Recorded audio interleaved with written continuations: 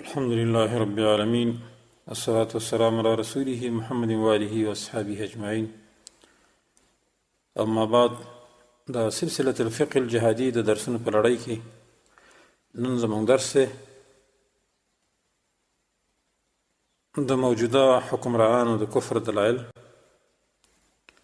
او دارنګې په هغوی باندې خروج د هغوی سره قتال کول.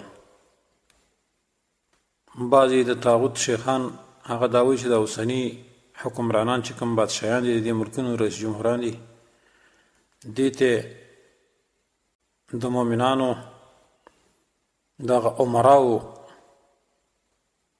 حیثیت ورکړی چې دا ګویا کې د مسلمانانو امیران دي، دا څنګه کافر شي. موږ به نن انشاءالله دا ذکر کول غواړو چې دا حکام مرتد دي او په دې باندې خروج لازم دی. مرتد دی او مرتد جنایت په دین کې ډیر اشد او خطرناک دی او لوی دی. شیخ الاسلام ابن تیمیه رحمه الله لیکي وقد استقرت السنة بأن عقوبة المرتد أعظم من عقوبة الكافر الأصلي. حدیثو کې دا ثابت را چې عقوبت د هغه مرتد سزا او بدله د هغه مرتد ډیره لویه ده د هغه اصلي کافر نه د ډیرو وجه نه. بیا هغه وجه ذکر کړی چې مرتد به په هر حال کې قتلېدی شي، جزیه به ته نشي اخیستی، په خلاف د کافر اصلي چې کله جنگ نه کو نو کافر اصلي نه به جزیه اخیستلی کېږي او قتل به نه وي، دی به نشي قتلېدی. دویم دوستانو دا چې مرتد په هر حال کې واجب القتل دی، اگر که د قتال نه هم عاجز وي، جنگ یې نه کو بیا به هم وجدي، لیکن اصلي کافر که جنگ نه کوو نو هغه واجب القتل نه دی. اکثر علما دا وایي، ابو حنیفه، مالک، احمد رحمهم الله جمیعا،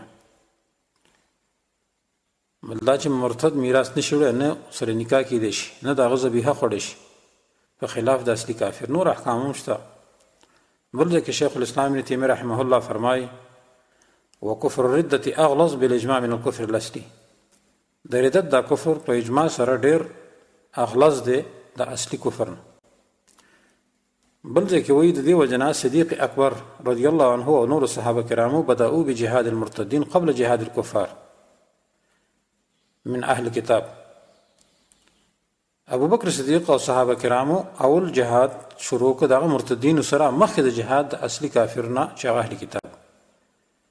دلیل ویلې فإن جهاد هؤلاء حفظ لما فتح من بلاد المسلمین. د دې مرتدین سره جهاد کول دا حفاظت دی د هغه خرونو چې مسلمانانو فتح کړي، او جهاد دغه چا سره چې مشرکین دي، اهل کتاب دي، دا کوشي نو د زیادت اظهار دی دین دی، په دې کې دین ظاهر شي، او حفظ د راس المال دا مقدم دی په ګټې باندې. نو راس المال چې ساتي مرتدینو سره به قتال کوي او ګټه کوي نو د اصلي کافرو سره به کوي. نو راس المال اوس زموږ نه روان دی، اوس پاکستان مرتد دی، دا ختم نشي، راس المال دی، نور مسلمانان مرتد کوي، ګټه به وروسته د اصلي کافر سره شي جنگ کې. مجموع الفتاوا 15 جلد 150 صفحه. دارنګه د صحابه او اجماع ده هم په قتال مرتدین باندې. نو د دې وجه نه دوستانو چې کله یو حاکم د ملک کافر شو او د سره یو ډله ممتنعه و نو قتال او واجب دی، فرض عین دی، په نور بدا مخکې کې. لکه دا حال د اوسنو حکمرانانو چې دوی په غیر د شریعت الهی نه په بل قانون باندې فیصله کوي، نو دوی کفار دي او هم مرتد دي. الله فرمای ومن لم يحكم بما انزل الله فاولئك هم الكافرون. چا چې فیصله ونه کړله الله په ما انزل الله باندې، پس دوی کافران دي. بل ځکه الله فرمای ثم الذين كفروا بربهم يعدلون. به هغه کسان چې د کافران دي پر خپل سره نور شریکان یو ځای برابرای. نو چونکې ډېر د دې مرتدینو بادشاهان دعوت اسلام کوي، نو دوی په دې کفر سره مرتدین هم وګرځل، سره د کفر مرتد هم دي. لیکن غوره خبردار چې دا حکام چې اوسنی په موږ باندې مسلط دي، د دې حکومتونو دوی بغیر د ما انزل الله نه فیصله هم کوي. خلکو د پاره هغه قانون دوی جوړ کړي چې هغه په الله نه امر کړي، د الله د قانون متصادم، د الله د دین سره متصادم بل قانون د جوړ کړي. دوی د ځانونو الها جوړ کړي دي. الله فرمای ام لهم شرکاء شرعوا لهم من الدين ما لم يأذن به الله. او دوی د پاره شته د شریکان چې دوی ته هغه دین جوړ کړی چې الله په اجازه نه ده کړی. بل ځکه الله فرمای اتخذوا احبارهم ورهبانهم اربابا من دون الله، دوی جو کړي د خپل پیرانو مولیان خدایان سوا د الله نه، دوی ځانونه الها جو کړي، ځکه دوی فیصله کوي، تحلیل او تحریم د دوی په لاس کې دی، یو فرمان صادر کیو دا شیخ نه دی او دا شیخ دی، دا شی جایز ده دا شی ناجایز دی. نو د دوی کفر مزید او مرکب دی سره دی چې د الله د لارې نه خلق هم بندي. مخکې من خبره په دې باندې کړو چې ومن لم يحكم بما انزل الله فاولئک هم الکافرون، کې د دې حکمرانانو درې مکفرات شته دي، په درې قسمه په دې آیت باندې دوی کافر دي. نن ډیرو خارونو د مسلمانانو کې او هیوادونو د مسلمانانو کې د الله حکم او د الله حدود او دارنګه د الله شریعت معطل دی او د کفر قوانین پکې نافذ دي. یهودو حکم د تورات یو حکم معطل ک چې هغه رجم د زانیو او د زانه یو حکم راوړو، بدیلی د هغه راوړو چې مخ به تور کې د زناکار او په خره به سور کو په بازار به ګرځو. الله آیات راولېګو ومن لم يحكم بما انزل الله فاولئک هم الکافرون. نو چې ټول شریعت د حکمرانان نه مني دوی به څنګه مسلمانان جوړ شي؟ د دې وجنه امام ابن حجر عسقلانی رحمه الله لیکي د دې آیات لاندې وی قاضي اسماعیل وی په احکام القرآن کې ظاهر الآیات يدل على أن من فعل مثل ما فعلوا واخترع حكما يخالف به حكم الله وجعله دينا يعمل به فقد لزمهم مثل ما لزمهم من الوعيد المذكور حاكما كان او غيره. یعنی ظاهر د آیات دلالت کوي په دې باندې چې هغه کارو چې د يهودو کړو، یعنی تغییر د حکم یو کړ د الله او داغه په ځای بول یو حکم او قانون جوړ کو چې هغه مخالف د الله د حکم او هغه نه دین جوړ کو، قانون جوړ کو، پاغي باندې عمل کړي شو، نو د دوی د پاره هغه وعید او هغه عذاب لازم شو کوم چې د يهودو د پاره وو، کاغه حاکم او کاغه یو فرد دغه ملک. نو هر هغه څوک چې په وظیف قوانینو کې دغه کفر په قانون کې د دوی سره شریک یا پاغي باندې حکم کوي، نو دا به کافر په کفر اکبر سره چې د اسلام نه بوزي، اگر که 15 وخت منځونه کوي، روزي نشي، زکاتونه ورکوي، حجونه کوي. د دې وجنه نن دا حکمرانان مرتد دي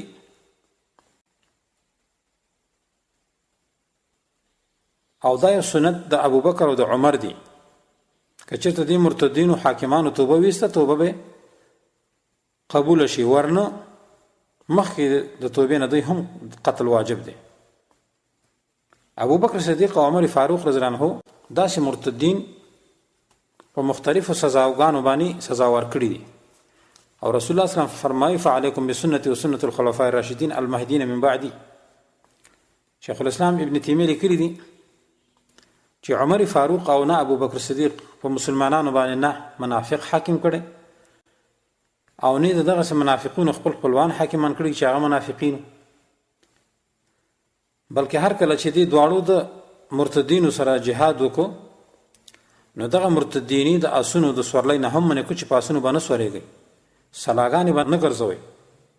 عمر فاروق رضی الله عنه سعد بن ابي وقاص ته وی کله چې د عراق امیرو او د دې مرتدینو نه به هیڅ یو کس نه مشر کې نه به سم مشوره کې، لکه طویلحی اسدی، اقرا بن حابس، عینه بن حسن او اشعث بن قیس کندی.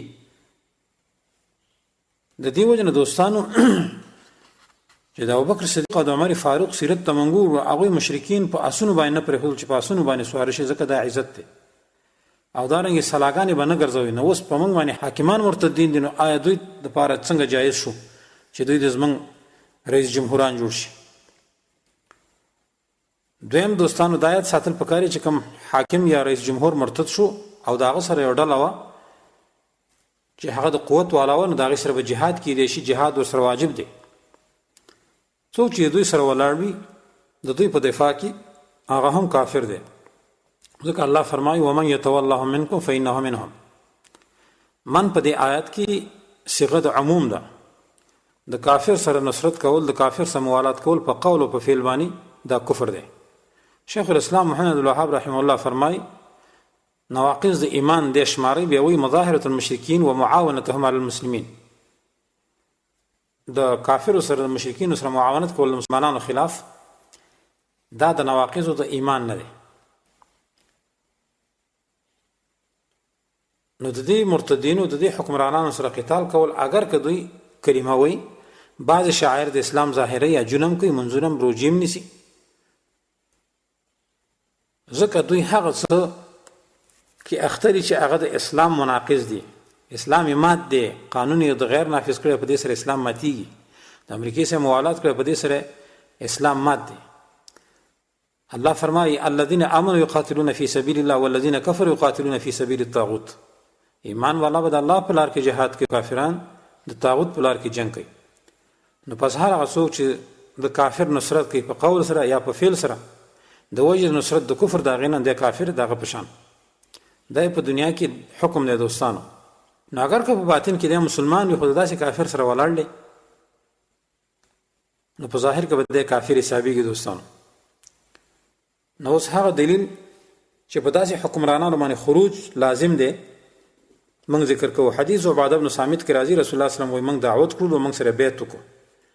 نو په هغه بیعت کې موږ نه دا اقرار واخیست چې موږ په سخت او په تنګ کې د شریعت تابع وي، د رسول الله صلی الله علیه وسلم تابع وي، او بل والله ننازع الامر اهله، بادشاہ باندې موږ خروج نکوو دوستانو، الا ان تروا کفرا بواحا، مگر که تاسو دغه بادشاہ نه ښکاره کفر ولیدو چې تاسو لپاره پاغي باندې د الله نه دلیل وي. حدیث متفق علیه حدیث دی. امام نووي لیکلی دی، قاضی عیاض وی د دې حدیث دلاندې چې اجماع علماء په دې باندې دا چې امامت او دارنګي ریاست دا د کافر د لپاره نه منعقد کی، او کچیرته روسو د کافر شو نو په کاردار چې دغه بادشاہ ختم کړي شي، د کرسۍ نه دی لري کړي شي. بيوي فلو ترى عليه كفر وتغير للشرع وبدعة خرج عن حكم الولاية. کدغه رئیس جمهور چې کوم په مسلمانانو باندې ځان حاکم کړی دی، کفر وته رسو راغی، رسو کافر شو او د شرع تغییر وکړ، قانون نافذ کړ د شرع خلاف، یا یو بدعت نه صادر شو د ولایت دی وته، به په مسلمانانو باندې اطاعت لازم نه دی، او په مسلمانانو باندې واجب دی، وجب على المسلمين القيام عليه، چې د دې کافر بادشاہ خلاف راوزی جهاد شروع کی. بيوي فإن لم يقع ذلك إلا لطائفة وجب عليهم القيام بخلع الكافر ولا يجب في المعتدي إلا إذا ظن القدرة عليه. البته یو بدعتي بادشاہ دی، پاغي باندې خروج واجب نه دی چې هغه تلری کی، وای کوسی نه کیږي دغه بادشاہ د قتال کولو چې ته دغه سره قتال وکي، نو وليهاجر المسلم عن ارضه الى غيرها ويفر بدينه، به د هجرت وکي د ازمکنه لکه د خپل دین د بچاو په خاطر باندې وځي. دا اجماع امام قاضی عیاض نقل کړل چې کوم ابن حجر په فتح الباری کې ذکر کړی. بل دوستانو چې کله مسلمانان عاجز شو چې د دوی سره جهاد نکېږي، نو په کار ده چې به هغه د لپاره تیاری وکړي. امام ابن تیمیه رحمه الله لیکي کما يجب الاستعداد للجهاد باعداد القوه ورباط الخيل في وقت سقوطه للعجز فانما لا يتم الواجب الا به فهو واجب. لکه څنګه چې تیاری کول جهاد لپاره په تیارولو د قوت سره او دارنګ د اسونو په تیارولو سره دا لازم دی په وخت د سقوط د عجز کې. اوس ګوري چې زما د سره وس نه کی لاړ شه ټریننګ ته ټریننګ وکړه د مرتدینو خلاف به جنگ ته راوځي، ځکه هغه څه چې واجب پاغې نه تمامي مګر پاغې سره نو دغه شی ولا واجب دی. جهاد بغیر د ټریننګ نه کیږي، نو لاړ شه ټریننګ یاد کا، د بمونو چل یاد کا، د پیکاو د راکټ چل یاد کا، به د مرتدینو سره جنگ وکړه. حدیث کې مرضی رسول الله صلی الله علیه وسلم فرمایي الا ان القوه الرمی، درې واره رسول الله صلی الله علیه وسلم ویلي خبردار دا قوت او تیاری کول چې شه دا اشتلی تیراندازی دا یاد کا. نو دوستانو نن په مسلمانانو باندې دا واجب دي د طواغیت خلاف په دغه نص شرعي سره چې په داسې کافر باندې لکه چې نن په موږ باندې مسلط دي دا رئیس جمهوران، دا مرتد حکومتونه، دا حکمرانان چې دین من کفر بواح څه چې ډیر کفر او نواقض د اسلام ته مونږ ولید، نو په دې باندې خروج به واجب دی دوستانو. نو په دې باندې خروج واجب دی، دوی سره جهاد کول لازم دي چې دوی د خپل عہدینه لري کړی شي. او که بعضی خلک دا وایي چې نه د پارلمان د خانه به موږ دا لري کوو وټونه به کوو، نو د شرک د خوانه یو سړی چې ځان کافر کی او ته اسلام راولي دا غلطه خبره ده. ځکه د عجز په صورت کې موږ د شیخ الاسلام قول ذکر کړ چې ته عاجز نه شي کولای اعداد وکړه په پارلمانونو کې سره شریکي غو چې د دې لار نه بزه د بادشاه ختم کوم نه که د هجرت نم به ته عاجز شوري بس مستضعف به. الله فرمای الذين يقولون ربنا اخرجنا من هذه القريه الظالم اهلها واجعل لنا من لدنك وليا واجعل لنا من لدنك نصيرا. نو به ته د مستضعفینو نه الله د مستضعفینو حال دلته ذکر کړی دی چې دغه دعاګانې کوي چې یا الله موږ د دې ظالم کلی نه وباسي. نو بس ته مستضعف به پاتې. نو دوستانو مشارکت په دې پارلمانونو کې په وټونو کې د یو حاکم د ختمولو لپاره په دې باندې چې موږ د بادشاه ختم کوو موږ اسلام راولو دا د کفر طریقه ده. د دې وجه نه دوستانو دا طریقه ډیره غلطه ده. بلکې دوی سره مصالح جهاد شروع کړي چې د عجز په وخت به تیاری ولکه.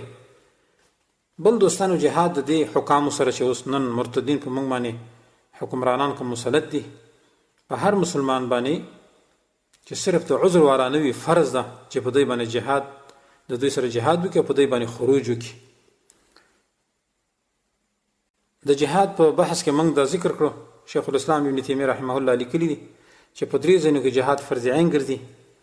کله چې دشمن د مسلمانانو خار ته راشي او کافر او خار ته نه ونیسي یو لازم قتلان دي کی نو په ټولو مسلمانانو باندې قیام به لازم دي. امام ابن حجر اسقلانی رحمه الله هم دا ذکر کړی دي. شیخ الاسلام ابن تیمیه لیکلی دي نن دا مرتدین حکمرانان په موږ مسلط دي لازم کسه چې ټول ملکونه د موږ نه نیول دي نو په ټولو مسلمانانو باندې دوی باندې جهاد فرض دي.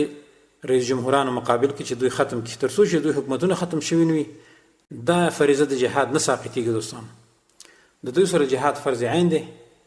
دا هغه واجب دی چې په هیڅ وخت کې د یو مسلمان نه نشي ساقطېدلی. د دې وجه نه هغه څوک چې دعوه لري د مسلمانۍ چې موږ مسلمانان یو په کار ده چې دا حکمرانان چې کوم نن په موږ باندې مسلط دي د سره مصالح جهاد شروع کړي او د دې زین نو باسي واخرجوا من حيث اخرجوكم. الله فرمایي دوی او باسي دا ځنه چې تاسو یې وستل استئ. رسول الله صلی الله علیه وسلم ته هم الله فرمایي دا مشرکین او باسه کما استخرجوک لکه څنګه چې تی وسته مسلم کې حدیث دی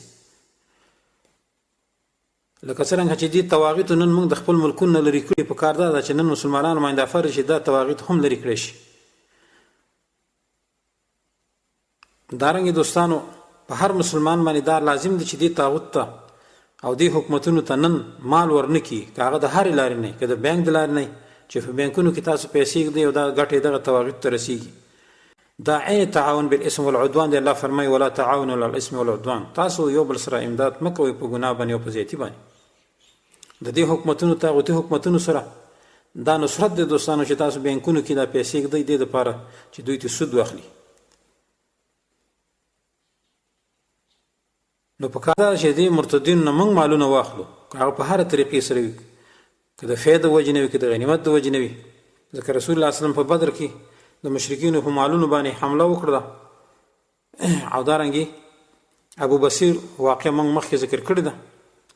نو د دې وجنه دوستانو قتال د دې حکمرانانو سره چې اوسنی کوم دي په موږ باندې مسلط دي دا مقدم دی په اصلي کافر نه په جنگ کولو سره. یعنی اصلي کافر به رستو کې دی به مقدم کې دی مخکې کې چې يهود نصارا دي دا پر هدل غواړي. او د درې وجنه دوستانو یو دا چې دوی سره جهاد د دفع دی چې دا جهاد د دفع مقدم دی په جهاد الطلب باندې.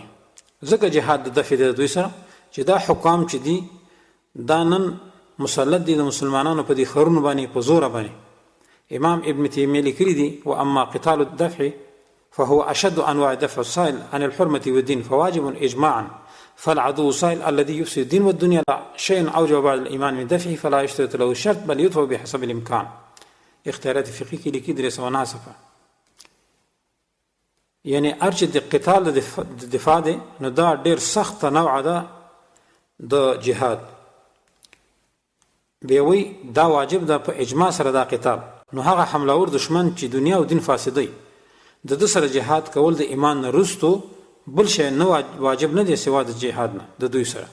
نو دوی د لپاره به شرط نشته کوم شرط هم نشته یته به هجرت ولکه نه بلکې د دې دفع بکی علی حسب الامکان چې څومره دی وس کې دي شي.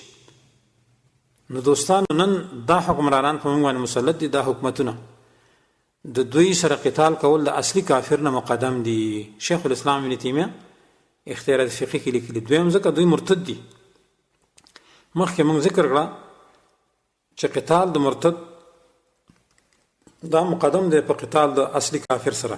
رسول الله صلی الله علیه وسلم خپل د مرتدینو سره قتال نه دی کړی، بلکې ابوبکر صدیق رضی الله عنه د مرتدینو سره قتال کړی دی.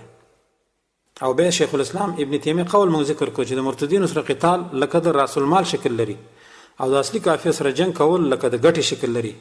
نو د مال د سر بچ کول دا مقدم دي د ګټې نه. ګټې پرېږده چې سر بچ مرتد څخه د جهاد ونه کو راس المال ختمیږي.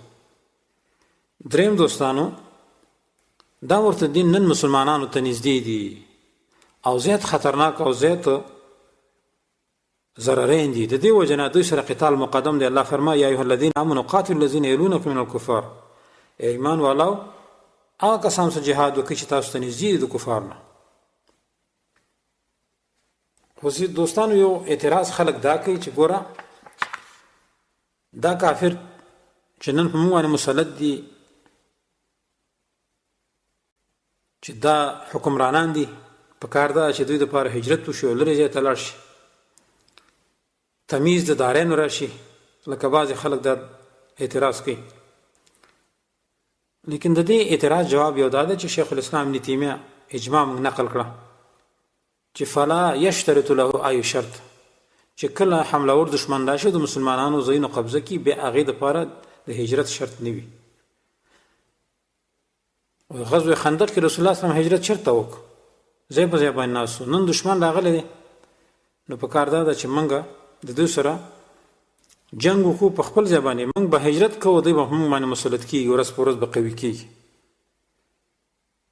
ځکه په دې حکمرانانو باندې د ارتداد ټول اوصاف د کفر او د ارتداد ټول اوصاف په دوی کې موجود دي. دوی په کفر مغلظ کې اخته دي، لکه ردت شو، بل دوی محاربین دي، بل دوی اقرب دي، نږدې دي موږ ته. نو د دې درې وجو نه به موږ د دوی سره جهاد مقدم کوو. د چا نه؟ د دغه اصلي کافر نه. د دوی سره به جهاد مخکې کوو د اصلي کافر نه. نو څوک چې دا وایي چې د هجرت ځای نشته، موږ دوی سره څنګه جهاد وکړو؟ د شیخ الاسلام ابن تیمیه د اجماع د نقل نه خلاف خبره دوستانو ده. بل دا چې بعضې خلک دا وایي چې دې کې کم نس دی. مخکې موږ حدیث د عباده بن صامت نقل کو چې الا ان تروا کفرا بواحا عندکم من الله فيه برهان، چې تاسو د دغه بادشاهان نه کفر بواح ولیدو، بس بیا هغوی باندې خروج کوئ، د هغوی سره بیعت مه کوئ، هغه سره قتال بیا کوئ. نو دا صریح دلیل دی. د دې وجه نه دوستانو دا شبهه هم غلطه ده چې په دې کې نس نشته. چې د چا وس کېږي په کار دا ده چې په دې باندې خروج وکړي. او که ته وایې چې زه یوازې ما نشم کولی، نو دلیل واوره. الله فرمایي فقاتل فی سبیل الله لا تکلف الا نفسك وحارد المؤمنین. ای پیغمبر د الله په لار کې جهاد کوه، ته صرف د خپل نفس مکلفي او مؤمنان لتیزی ورکوه په قتال باندې. امام ابن حزم به لیکلی دی چې د اهل کفر سره به د هر فاسق امیر کستاوي هغې سره یو ځای شخه د کفر سره غذا کوه. او دارنګې والمحارب کما یغزا مع الامام ویغزوهم المرء وحده ان قدر ایضا. یوازې به هم جهاد کیې که چېرته په دې باندې ته قادري. محله وګوره 909 نمبر مسله کې. نو جهاد د دې تواغیتو سره فرض عین دی دوستانو. په کار دا چې د یو کس وس کېږي، که ډله وي، که چېرته جماعت وي، نو د هغې سره یو ځای کېدل په کار دی. لکه نن الحمدلله تحریک طالبان دا یو غټ جماعت دی، القاعده غټ جماعت دی، دې سره یو ځایوالی په کار دی. خو که یو سړی ځان ته د دې کافرو خلاف کوي، د دې مرتدینو نه هم کولی شي د دغه آیات په بنا باندې چې فقاتل فی سبیل الله لا تکلف الا نفسک. د رسول الله صلی الله علیه وسلم طریقه هم دا ده. د دې وجه نه د خلفاء راشدینو طریقه هم دا ده چې داسې مرتدینو سره په قتال کیدی شي. دارنګې دوستانو مسلمانان پخوا هم په داسې حکامو باندې چې هغه مرتدینو خروج یې کړی په زمانه د نبی علیه الصلاة والسلام کې، او یوازې سره جنگ کړی و، نه هجرت کړی و، او نه دا ویلو چې زه کوم ځای ته لاړ شم او څه وکړم، ماشومان مې دي. نه، اوس وګوره اسود عنسی چې د نبوت دعوی کړی و او په یمن باندې دی قابض شو. فیروز دیلمی رضی الله عنه په ظاهر کې د هغه دوست و، نو په ایسته هغه قتل کړ. رسول الله صلی الله علیه وسلم ژوندی و. بدایه نهاد ابن کثیر دا واقع راخسته. رسول الله صلی الله علیه وسلم په ده باندې انکار ونه کړ چې ګوره تا خو به یو ډلې ته رجوع کړی وي او چا مجاهدینو سره به یو ځای شوی وي بیا به یې دا سړی وژلی وي. نه، بلکې هجرت یې ونه کړ او دغه یې مردار کړ. دارنګې یزید بن ولید، د ولید بن یزید هر کله چې په هغه باندې تهمت ولګېده چې دی بېدینه شوی دی، نو هغه خلکو مړ کړو. یزید بن ولیدو خلکو مړ کړو. بدایه نهایه کې راځي چې کله دی بادشاه شو او بېدینه شو، نو حالانکه هغه هم خپلو ملګرو وجلې دی، هجرت چا نه کړی. دا مې دې دپاره ویلي چې هجرت شرط نه دی د داسې حکامو سره د جهاد کولو دپاره. بعضې خلکو چې رسول الله صلی الله علیه وسلم جهاد نه دی کړی مګر پس د هجرت نه کړی تر څو چې مدینه منوره د یو هجرت ځای وګرځېدو. موږ دا وایو دا خبره صحیح ده، خو چې کله جهاد فرض عین شي نو د فرض عین دپاره بیا هجرت شرط نه وي دوستانو. دا اتفاقي مسله ده. شیخ الاسلام ابن تیمیه رحمه الله دا اجماع نقل کړې ده. د دې وجې نه دوستانو نن وخت کې د دې مرتدینو سره جهاد او قتال کول دا فرض عین دی، په هر مسلمان باندې لازم دی چې خروج وکړي په دې بادشاهانو باندې، دوی ته د ولی عهد لقب ورکول، یا دوی ته دا چې دا د مسلمانانو امیران دي، یا دوی ته دا چې دا د مسلمانانو رئیس جمهوران دي. دا خبره غلطه ده دوستانو. په دې باندې سړی ګناهګاریږي. نو د دې بادشاهانو خلاف نن مسلح جهاد پکار دی. د دې دلایل، د دې د حکومتونو دلایل مخکې درس کې موږ زیات ذکر کړي دي. په دې باندې موږ کفایت کوو.